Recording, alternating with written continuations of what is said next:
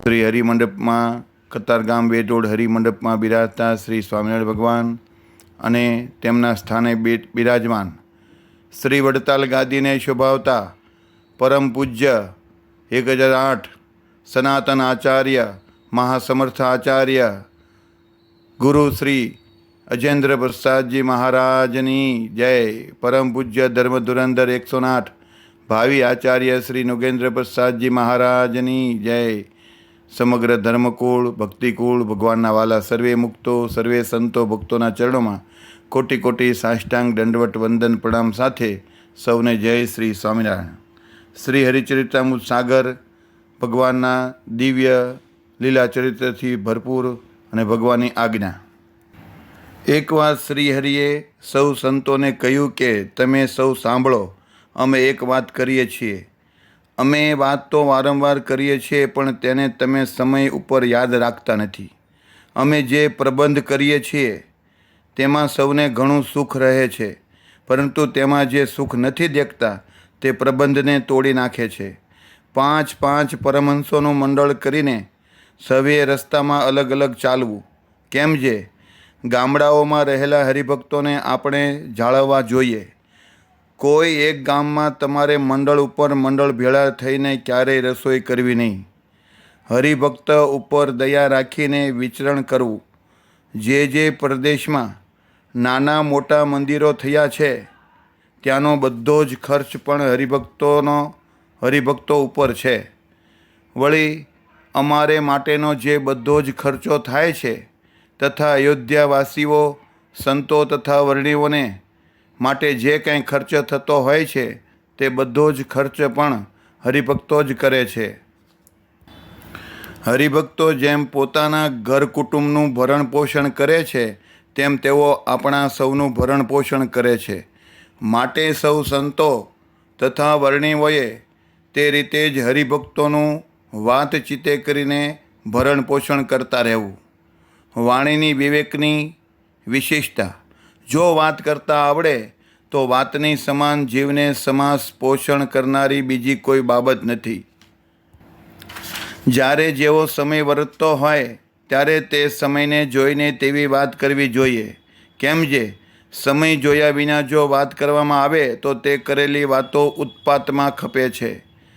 જે વાત કરતી વખતે સમય સંજોગોનું અનુસંધાન રાખે છે તેની ઘણી મોટાઈ વધતી રહે છે। જે મનુષ્ય વાત કરવાનું જેવું જાણતો હોય તેની તેવી મોટપ વધે છે। વાતમાં જેટલી મોટપ રહી છે તે બધી તેને સમય જોઈને વાત કરતા આવડે તેને તે મોટાઈ મળે છે, પરંતુ જો સમય જોયા સિવાય વાત કરે તો તેને તે મોટપ પ્રાપ્ત થતી નથી। આ સમયમાં જે મનુષ્યો સત્સંગ કરે છે તેના અપાર ભાગ્ય છે, જેનો કહેતા પાર આવતો નથી।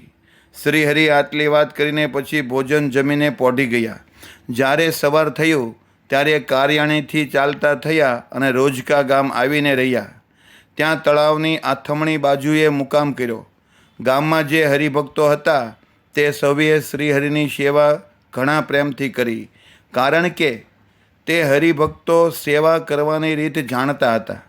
રોજકાના ગામ ધણી દરબાર કાકાભાઈ હતા।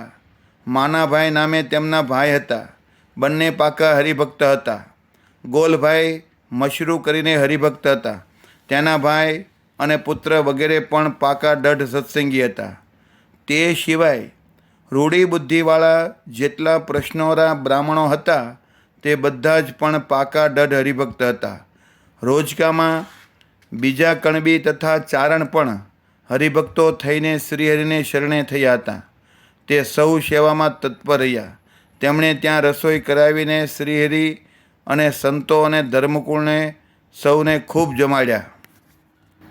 પછી શ્રીહરિ રોજકામાં રાત રહ્યા। પછી સવારમાં ત્યાંથી ચાલતા થયા તે ગાફ ગામ આવ્યા। ત્યાંના રાજા દરબાર ભનુભા હતા। તેઓ શ્રીહરિની સન્મુખ આવ્યા અને પગમાં પડ્યા। તે ખૂબ રાજી થયા। તે સમયે તેમણે હાથ જોડીને કહ્યું, હે મહારાજ, આપ બહુ કૃપા કરીને અમને દર્શન દેવા આજે પધાર્યા છો। હવે મારા મનોરથને પૂર્ણ કરો। હે સુખદાતા, આપ આજની રાત અહીં રહો એવી અમે અરજ કરીએ છીએ। ત્યારે તે રાજાનો અપાર પ્રેમ ભાવ જોઈને શ્રીહરિ તેમના ઉપર ખૂબ રાજી થયા. પછી ગાફમાં એક રાત રોકાઈને મનુભાના બધા જ મનોરથ પૂર્ણ કર્યા. વળી ગામમાં જે હરિભક્ત હતા તેમના મનોરથ પણ શ્રીહરિએ પૂર્ણ કર્યા. શ્રીહરિ તથા સંતોની હરિભક્તોએ જેવી સેવા કરી છે તે યથાર્થ કહી શકાતી નથી. આ બધું જ કહેવાનો મને મનમાં ઘણો ઉત્સાહ રહે છે, પણ આખા બ્રહ્માંડને બથ ભરવા જેવી એક હરિભક્તની સેવા સંબંધી વાતો છે. માટે કહીને હું કેટલું કહું.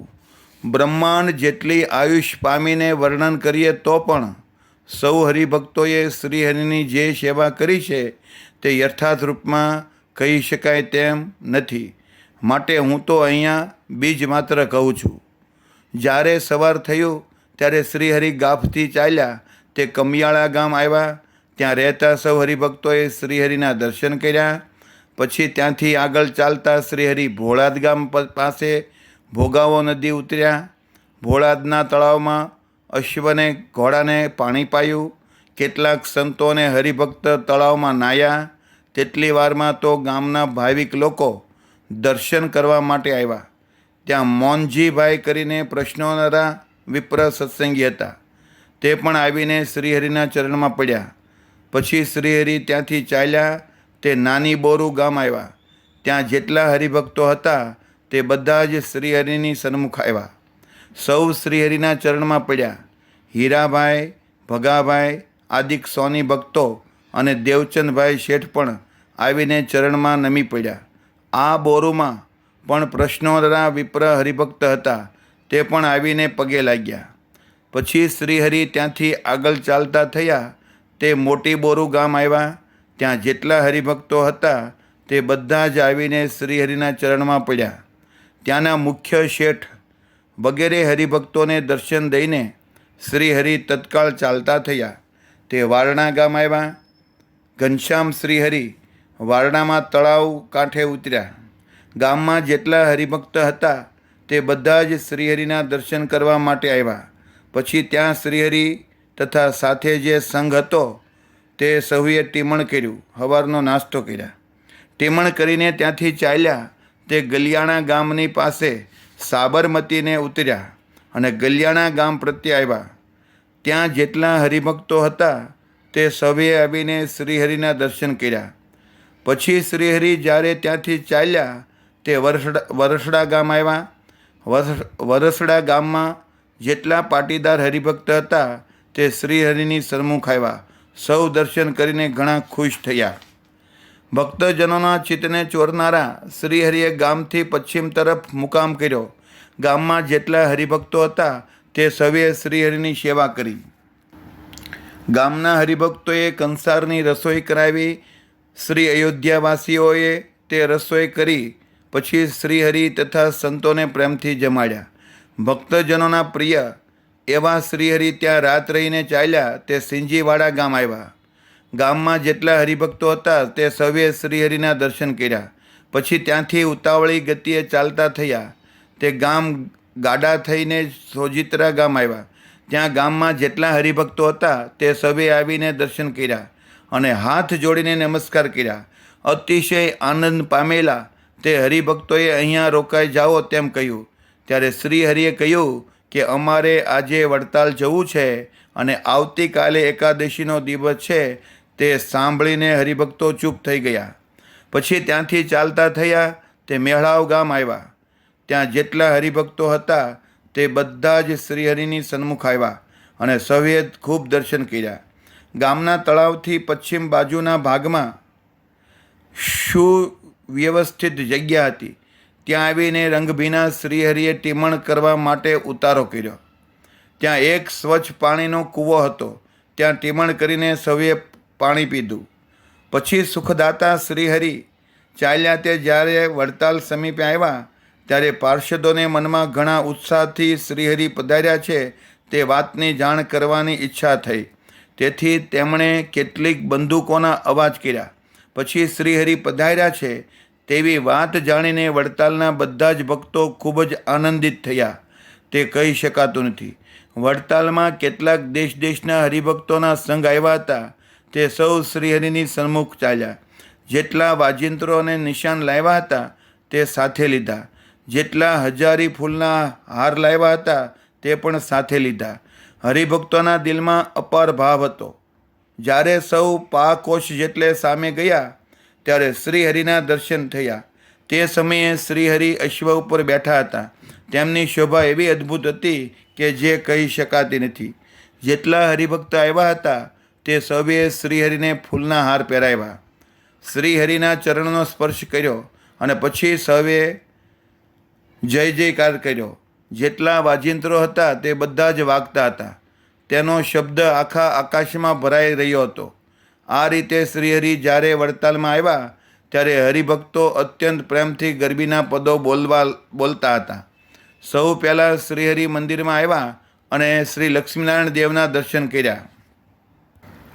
શ્રીહરિના બંને બંધુઓના બંને ભાઈઓના પરિવાર માટે નવું ભવન બંધાવી દીધું. શ્રીહરિ વડતાલ આવ્યા ત્યારે સંધ્યા સમયે આરતીનો સમય થયો. ત્યારે માધવાનંદ નામે વર્ણીએ આવીને જ્યારે આરતી કરી ત્યારે બધે આનંદ આનંદ થઈ ગયો. પછી જ્યાં સુધી નારાયણ ધૂન થઈ ત્યાં સુધી શ્રીહરિ લક્ષ્મીનારાયણ દેવની સમીપે ઊભા રહ્યા. જ્યારે નારાયણ ધૂન પૂરી થઈ ત્યારે શ્રીહરિ મંદિરની પાછળના ભાગમાં આવીને બેઠા.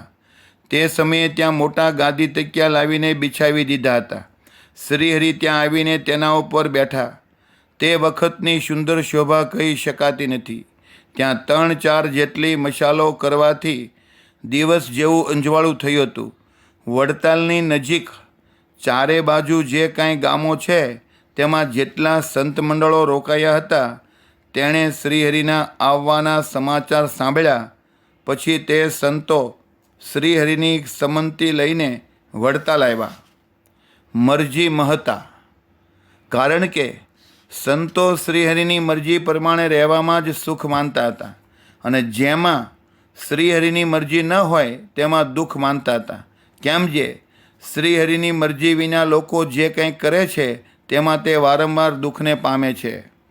જે કંઈ દુઃખ કહેવાય છે તે બધું જ શ્રીહરિની મરજી વિના કરવામાં આવ્યું હોય તેનું જ ફળ છે. તેમાં એક રતિભાર પણ ખોટું નથી. બ્રહ્મા જેવા મોટા હોય તે પણ જ્યાં સુધી ભગવાનની મરજી લોપતા રહે છે ત્યાં સુધી તે દુઃખ પામતા રહે છે. પણ આ હકીકત અજ્ઞાની માણસને દેખાતી નથી. આમ સંતો સુખ દુઃખની વાતને સમજે છે, અર્થાત સુખ દુઃખના કારણને જાણે છે. તેથી જ સંતો બીજા કરતાં અધિક કહેવાય છે. કોઈ પંડિત ભૂમિ ઉપરના સર્વે ગ્રંથોને ભણે તો પણ તે જ્યાં સુધી સુખ દુઃખના કારણને નથી જાણતો ત્યાં સુધી તેની તે પંડિતાઈ નિષ્ફળ છે. એમ સાચા સંતો દેખે છે. જેટલા સાચા સંતો અને સત્શાસ્ત્રો છે તે સુખ દુઃખના કારણને યથાર્થપણે દેખાડે છે. સુખ દુઃખના કારણને જાણ્યા વિના કદાચ કોઈ સોનાનું બ્રહ્માંડ કરે તો પણ તેનાથી શું? કારણ કે એ બધું જ કાળનું ચવાણું છે. જે સાચા પંડિતો અને સાચા સંતો હોય છે તે આમ કહે છે અને સત્સંગના જે નિપુણ સંતો છે તે આવી બધી બાબતને જાણે છે. આવા સંતો નજીકના ગામોમાંથી શ્રીહરિની પાસે વડતાલ આવ્યા. સૌ સંત દર્શન કરીને સભામાં બેઠા. તે સમયે હરિભક્તોની પણ સભા થઈ. તેની શોભા કહી શકાતી નથી. સભામાં બેઠેલા સૌએ શ્રીહરિની મૂર્તિમાં પોતાની આંખો પરોવી દીધી. તે સમયે સંતો તથા હરિભક્તોની સભામાં બેઠેલા સૌ ઉપર શ્રીહરિએ અમૃતમય દ્રષ્ટિ ફેરવી અને એક એકને નિહાળવા લાગ્યા. તેથી સૌના 3 પ્રકારના જેટલા તાપ હતા, આધિ વ્યાધિ ઉપાધિ, તે બધા જ ટળી ગયા. મહારાજે બધાએ દુઃખ ટાળી દીધા. કારણ કે શ્રીહરિ ભક્તજનોને સુખદાયક છે. બ્રહ્માનંદ સ્વામીએ ઘણા પ્રેમથી અયોધ્યાવાસીઓને રહેવા યોગ્ય ભવન બનાવ્યું હતું અને તે ભવનને મધ્યે ચોક રાખ્યો હતો. તે ભવન ઘણું સુશોભિત કર્યું હતું. શ્રીહરિના બંને બંધુઓનો જેટલો પરિવાર હતો તે બધાને માટે તે ભવન બનાવ્યું હતું. કારણ કે ધર્મવંશીને સમાન કોઈ કહેવાય નહીં. જેનું જેટલું નિર્દોષ વર્તન તેટલો તે ધર્મવંશી છે. સાચા ધર્મવંશી કેવા હોય છે? તો ધર્મવંશીઓના વર્તનમાં કોઈ જાતનો દોષ હોતો નથી. ધર્મવંશી થઈને જે પોતાનો દોષ દેખતા નથી તે તો બાળબુદ્ધિ છે. જેટલું વર્તન નિર્દોષ હોય તેટલા તેને ધર્મવંશી જાણવા. આવી ધર્મવંશીને પ્રમાણ કરવાની રીત છે. જેટલું વર્તન નિર્દોષ હોય તેણે કરીને તે તેટલા ધર્મવંશી છે. નિર્દોષપણે વર્તવું એ ધર્મવંશીઓનું સાચું વર્તન છે. ધર્મવંશીઓ સમગ્ર સત્સંગનું ઘરેણું છે. તેથી જ ધર્મવંશીઓને માટે તે ભવન કરાવ્યું હતું. સત્સંગમાં ઠેકાણે ઠેકાણે સર્વોપરી મંદિર થયા હતા, પણ આવું કોઈ ભવન ન હતું. મંદિરને લીધે ધર્મનું મૂળ વધતું રહે છે. કેટલાક તો મંદિરથી દૂર રહે છે તો પણ ધર્મ સૌમાં સમાનપણે રહે છે. કારણ કે સત્સંગના પવિત્ર શાસ્ત્રોમાં તથા સત્સંગની બધી જ વાતોમાં ધર્મ રાખવા માટેની વાતો કહી છે.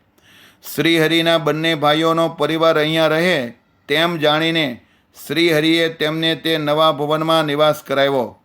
વસો ગામના પ્રભુદાસભાઈ આદિક અને નડિયાદના કેવળરામ આદિક કડિયા તથા વડોદરાના ધરમદાસ આદિક સુતાર હતા. તે બધા સારા હરિભક્ત હતા.